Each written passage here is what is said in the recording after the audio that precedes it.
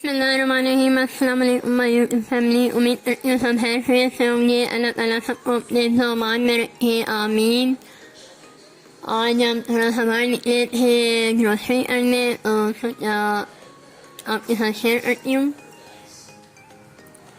ये जो नाम आप देख रहे हैं, ये गुलाब की पत्तियाँ घर में मिला था, तो उसकी बड़ी हुई थी, तो मैंने ऐसे ही बैठे बैठे अपना नाम लिख दिया। कमेंट में बताना कैसा लगा, और चले स्टार्ट करते हैं आज का व्लॉग। मैं किचन के लिए ये छोटे से फ्लावर लेने थे, वो भी लिया, और टीवी लॉन्च के लिए ये मैंने मैरून और येलो फ्लावर ये दो लिए थे, और बाकी किचन की थोड़ी सी और चीज़ें लेनी थी वो ली। फिर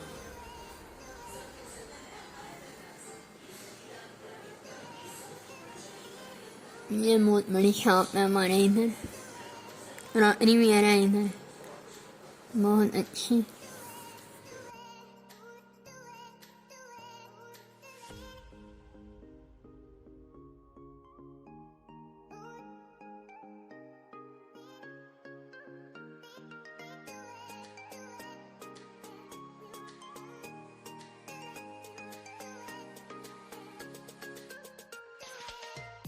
इधर से फिलहाल जो मुझे जल्दी चीज़ें चाहिए थी, मतलब ज़रूरी थी, वही मैंने फ़िलहाल ली है, और इंशाल्लाह बाकी फिर अभी से।